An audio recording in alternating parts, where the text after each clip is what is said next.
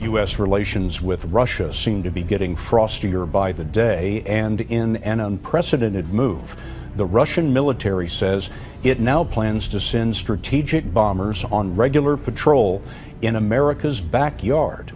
David Martin is looking into this.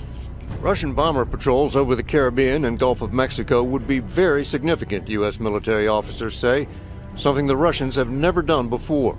During the Cold War, Soviet aircraft flew reconnaissance missions there, but never bombers capable of carrying nuclear weapons.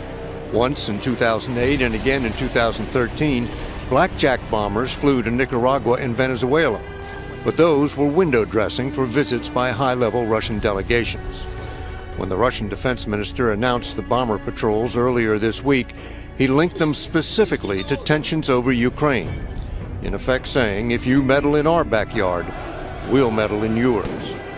U.S. military officers say the patrols would not pose a military threat, since the bombers and their refueling tankers could be tracked as they came down through Greenland and Iceland and across the Atlantic, leaving plenty of time to scramble jet fighters. A real attack by Russian bombers would most likely come over the North Pole, the shortest distance between the two countries. After the Soviet Union collapsed, Russia stopped flying long-range bomber patrols and did not resume until 2007. Currently, they fly about 10 patrols a year off the U.S. coast, once coming within 50 miles of California. U.S. jets routinely intercept them. There's no law against it, so long as the bombers don't enter U.S. airspace. With President Obama and Russia's Putin attending the same summit in Australia this weekend, these new patrols are an in-your-face way of saying we're a global power and we're not going to let you push us around. We're going to breaking news now. These pictures are just in of President Barack Obama's car arriving in Brisbane ahead of the G20 Leaders Summit. Nicknamed the Beast, it's designed to withstand a rocket attack.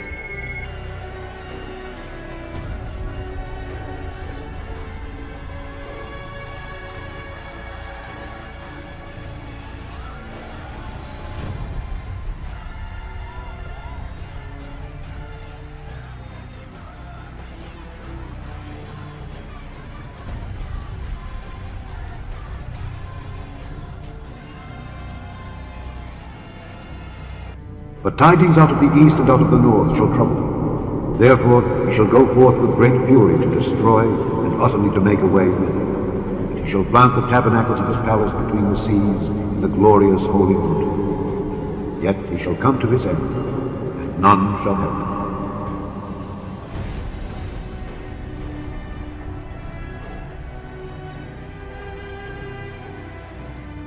him. From Scripture we learn of the miracle of restoration.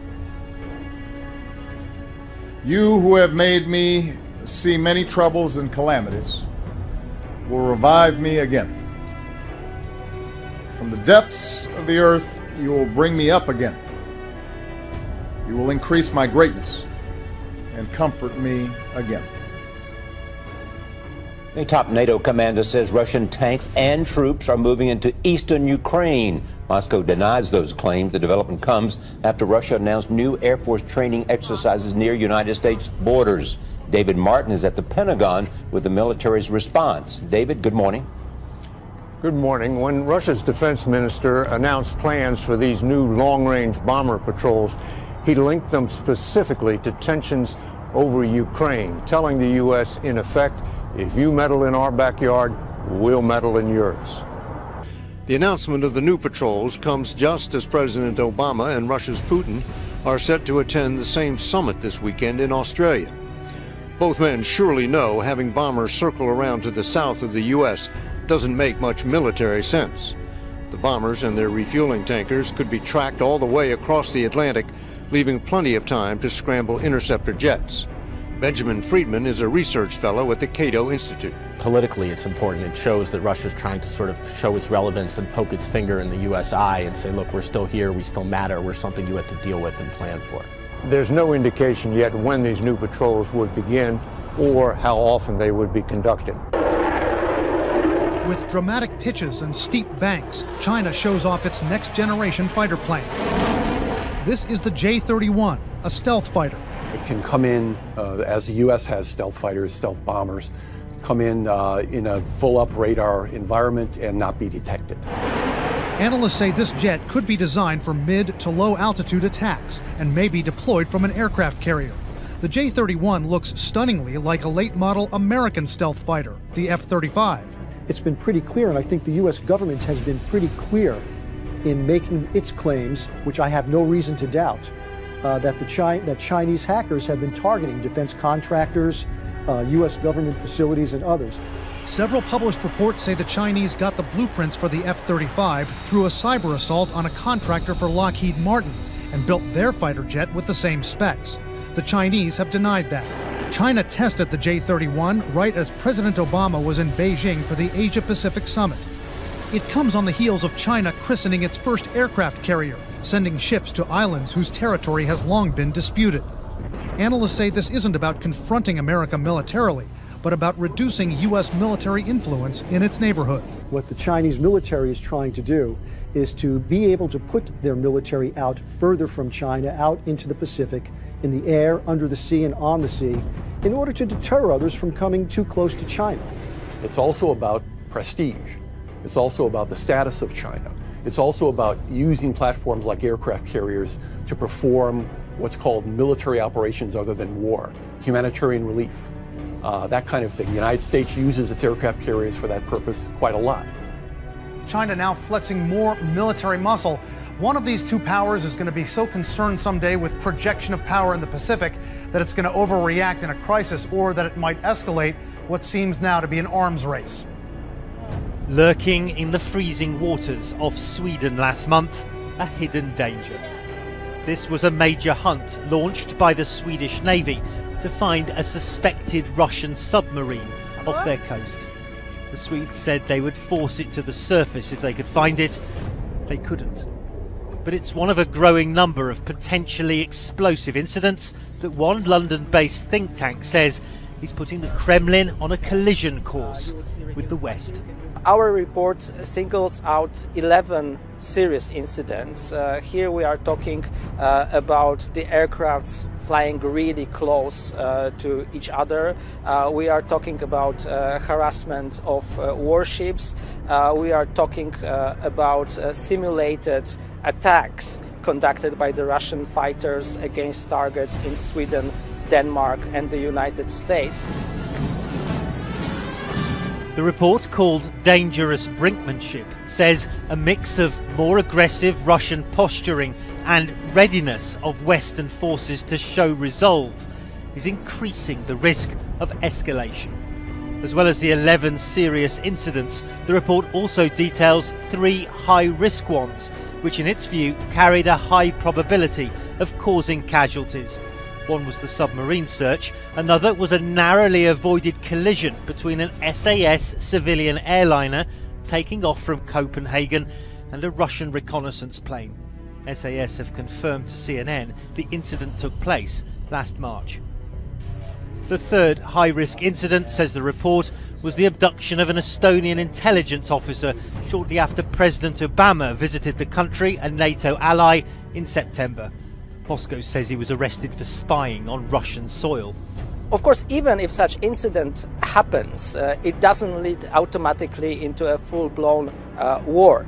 The problem is that we have less and less direct contact between the militaries on the both sides. If we don't have this kind of established channels of communication, even one incident can simply lead to an escalation that neither of the sides really want. It may not be a new Cold War with Russia, not yet, but the risk of miscalculation has echoes of that much more dangerous time.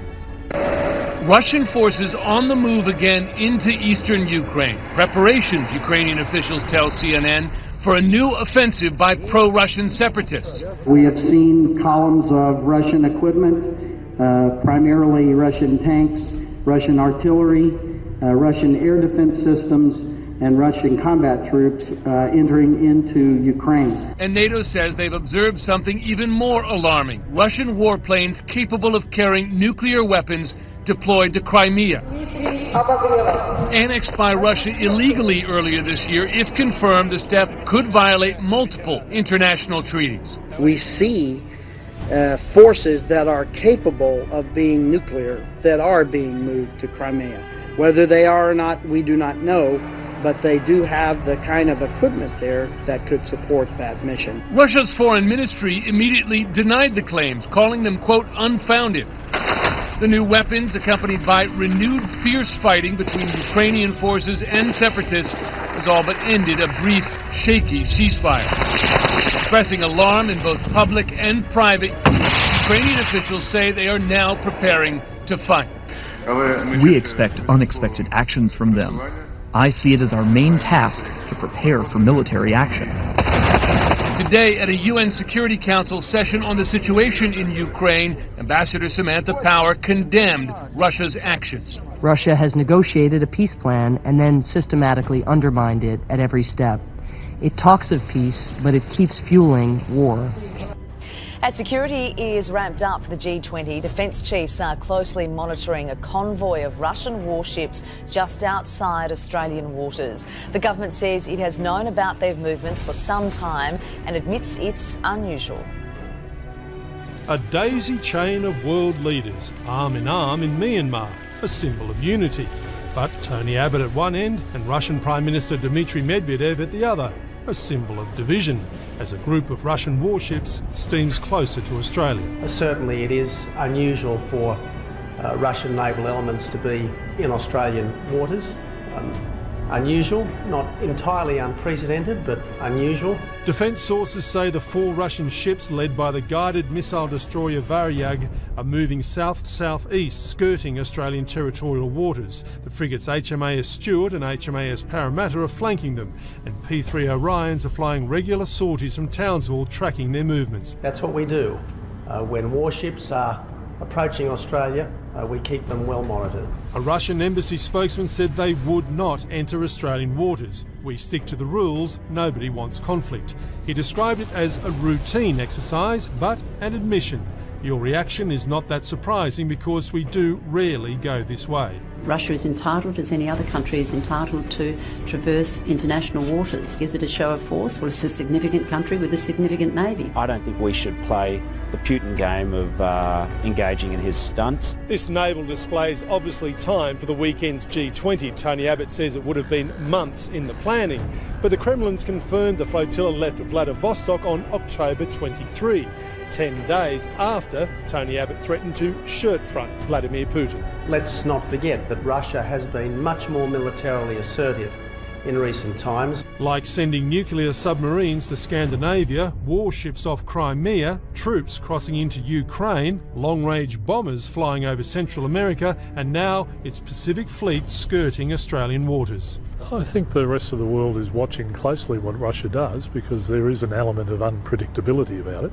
And this week, the world's watching the G20 in Brisbane. This is a rare view inside the fighting in eastern Ukraine. A gun battle at the airport in Donetsk.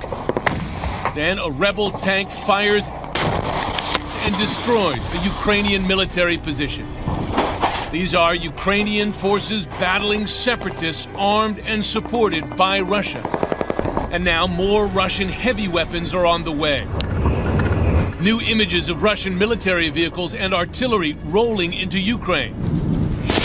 Ukraine's president says his country has lost control of its eastern border. The Ukrainian-Russian border, under independent monitoring, is repeatedly crossed by the Russian regular forces. Now, those same Russian forces say NATO's supreme allied commander are firing at drones from the International Observer Mission. Reiterating Moscow's frequent denials, today the Russian Foreign Ministry spokesman said no Russian forces of any kind are in Ukraine. There are no military forces or any military movement across the border. And moreover, there is no presence of our troops in the territory of Ukraine.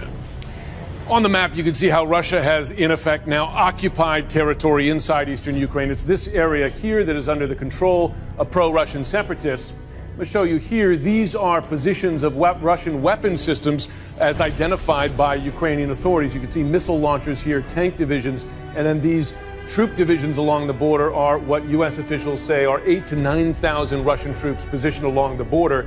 And that border here, the red area here, is in effect controlled by Russian authorities. And just to place it, this here is where U.S. officials say that Russian-supplied missiles shot down the Malaysian airliner MH17.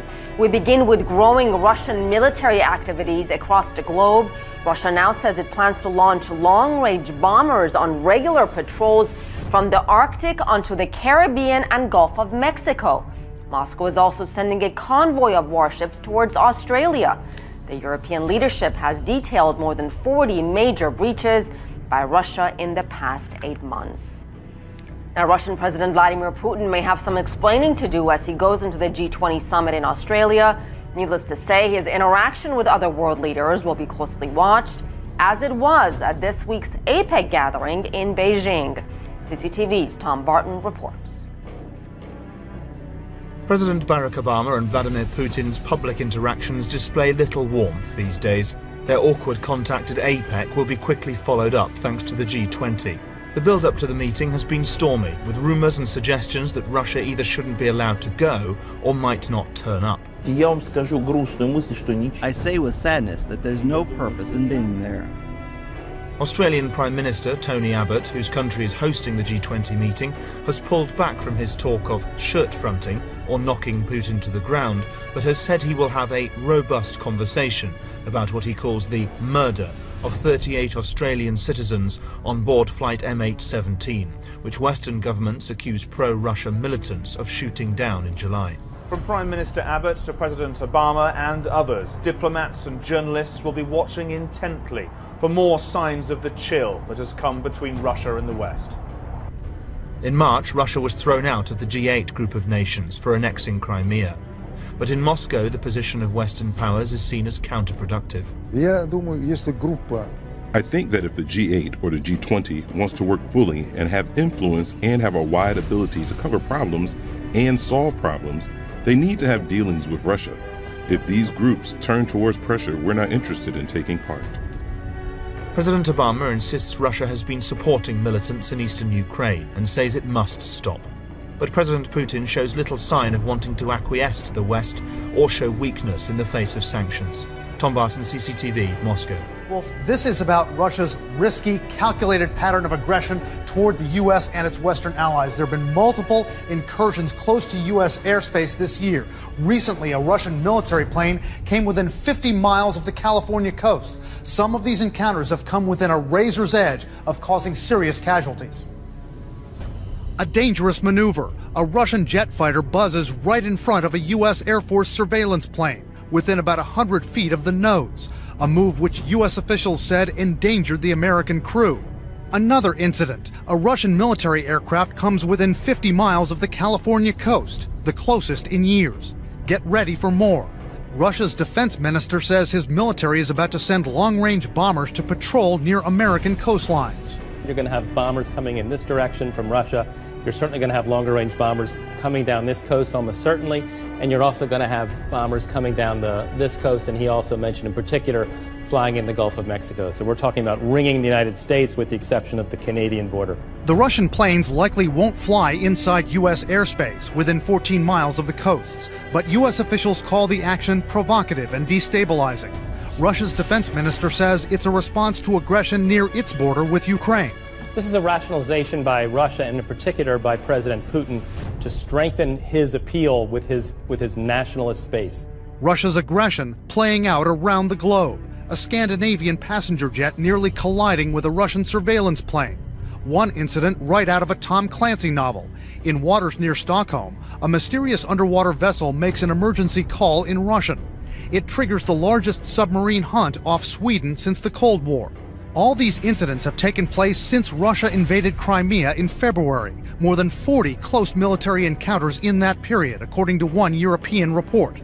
Analysts say this is one man, Vladimir Putin, flexing his muscle, desperate to restore Russia's Cold War power. Putin is personifying as the tough guy, the image of Russia that he wants to present and those around him want to present now, of a Russia that will not back down, of a Russia that will take on the West, and in fact of a Russia that will take on anybody. Take a look at these black dots that we're showing here. This report says 40 encounters between the Russians and other nations over the past 8 months have rattled nerves and raised tensions to a Cold War level. You mentioned that close call that Jim mentioned as well, between a passenger jet and a Russian jet along in here. But there are many others from the Russians. This report says they staged a simulated bombing attack on a Danish island. A Russian jet made threatening maneuvers toward a U.S. reconnaissance plane, including showing that it was fully armed with missiles. Russian planes have buzzed ships. And they even, out in this area, practiced a cruise missile strike within range of New York, Washington, and Chicago. Jake? And Tom, how close have any of these incidents been to the United States or American troops? Well, if you look up here on the northern part, you're near Alaska and Canada. In September, 6 Russian jets were spotted up in this area. Russia is suggesting it will have full radar surveillance of this area by year's end. That is not really that uncommon up there. But in June, 4 Russian planes were coming down along the coast here within 200 miles. 2 of them went all the way down here to within 50 miles of the coast of California. That's the closest they've been since the Cold War. They were intercepted by U.S. F-15s. That's just short of U.S. airspace. And such incursions are not unheard of, but they're becoming more common, and this was the closest one in about 2 years, Jake. Well, what kind of planes are we talking about? What kind of planes do the Russians even have in their arsenal for these types of flights? For some missions, Russia is using fighter jets along with refueling planes, as Jim just mentioned, but the big piece of equipment on the scene is this. It's the Tupolev 95, nicknamed the Bear by NATO. This plane grew out of the Cold War in the 1950s, way back then. It is a turboprop, so it looks antique compared to modern bombers like the Stealth, but it's a serious weapon. Just take a look at some of the things that it has going for it here. If you go into this plane, you have a maximum speed of almost 600 miles an hour. It has a range for missions of well over 5,000 miles. It can carry 11 tons of ordnance, including cruise missiles and nukes. And like U.S. long-range bombers, it is designed for big impact precision strikes. Of course, more Russian planes and ships could increase the chances of a potential run-in with our own military. What if there's a mistake? This week, a European watchdog group reported a dramatic rise of encounters between Russian forces and NATO forces. It reported dozens of incidents, 3 of which it claims carried a high probability of triggering a direct confrontation. One of them a reported near crash between a Russian spy plane and a passenger jet. So none of this is routine stuff, and Vladimir Putin is in uncharted territory. Jennifer Griffin's on Fox Top Story at the Pentagon this afternoon. It's one thing to flex your muscle, Jennifer. It's another to put, well, the whole world in jeopardy. That's right, Shep. And there was also that recent hunt for the suspected Russian submarine off the coast of Sweden that got the U.S. military's attention. 40 incidents involving the Russian military coming into near confrontation with NATO members since Putin's invasion of Crimea. The Pentagon reacted to the announcement from Russia's defense minister today that Russia now plans to extend its long-range Bear bomber flights to the Caribbean. Spokesman Colonel Steve Warren downplayed the threat and simply said the Russians have patrolled in the Gulf of Mexico in the past, and we've seen the Russian Navy operate in the Gulf of Mexico. These are international waters. One obstacle for Russia is refueling. That's why Russia's military is in talks with Cuba and Venezuela for air basing rights. Pentagon officials don't see the move as a serious threat, but it is a reminder that Putin is trying to make his military more visible and more assertive. In fact, last September, Russian Bear bombers, those strategic bombers that can carry nuclear weapons, reportedly practiced cruise missile strikes against the U.S. Shep. Jennifer Griffin at the Pentagon. Jen, thanks so much. Let's dig deeper on this. Foreign Affairs columnist and author Gordon Chang is with us on the news deck. What's he doing? I think what he's trying to do is he's saying to the rest of the world, look, I can do whatever I want. The United States can't stop me. I've got a new friendship with the Chinese. They're going to finance what I'm doing. So I'm going to grab what I want. And that's clearly Georgia, Ukraine, Eastern Ukraine. You know, it's awful. But why does he's doing it because of his own economic situation? Well, I think so, because last year the Russian economy grew 1.3%, which was below every estimate. This year it's going to 0.5% growth, and that was before the recent plunge in oil prices, which is bringing oil prices to a 3-year low. And Russia depends on selling hydrocarbons to Western Europe and now to the Chinese. So what advantage does it give him to take over other countries and fly his bombers in the Gulf of Mexico? Well, Putin has always said that he was going to reassemble parts of the Soviet Union that he felt were taken from Russia unfairly at the end of the Cold War. So clearly right now he is going to do that while the United States is certainly distracted in a number of other areas, and the Chinese are going to finance him because they have just signed up a major oil and gas deal. And this is going to be important for Putin because now he's going to have the money to fly those bombers in the Gulf of Mexico. This probably sounds very deja vu-ish to some of our viewers because under Reagan, it was so similar.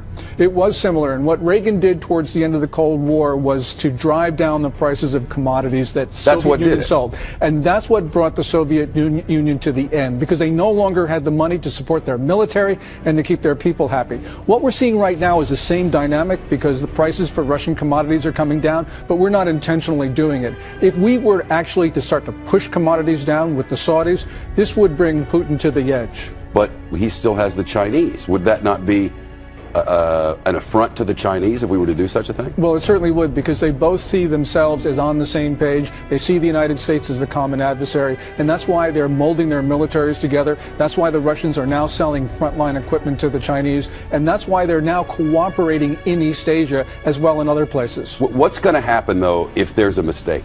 If there's an accident between one of these throwback bombers of the Russians and something we're flying around? Well, you know, we saw this during the Cold War when there were a number of near misses, and, you know, we were very fortunate to get through that. We got lucky. We got lucky. But the problem right now is that Putin thinks that he can use nuclear weapons not as instruments of deterrence, but as really weapons of aggression. Because at the end of August, he talked about using nukes to hold on to what he had grabbed in Ukraine. And so he learned a lesson. He got away with it, so he's going to try it again. And now the Chinese have seen, oh, you know, Putin can do it. Why can't we do it as well? And because we've heard Chinese threats to use nukes before, now they're going to become emboldened. Gordon Chang, it's nice to talk to you. Thank you. Thank you. As those claims, the development comes after Russia announced new Air Force training exercises near United States borders. David Martin is at the Pentagon with the military's response. David, good morning.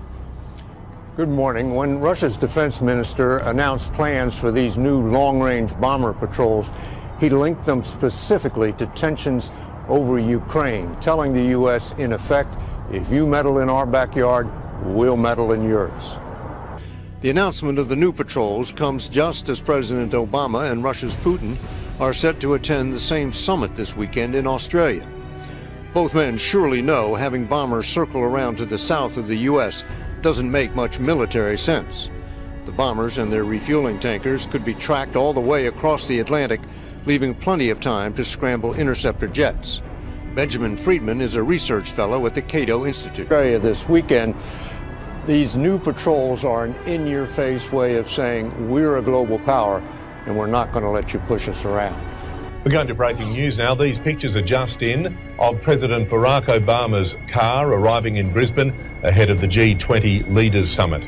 Nicknamed the Beast, it's designed to withstand a rocket attack.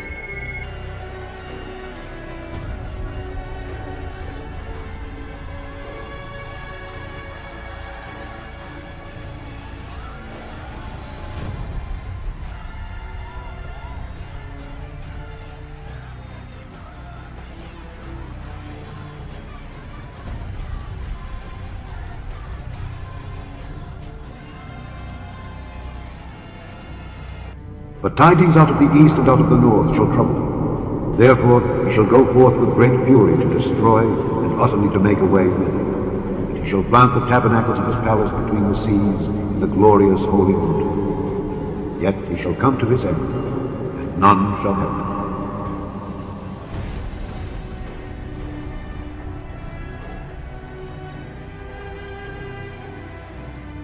him. From Scripture we learn of the miracle of restoration.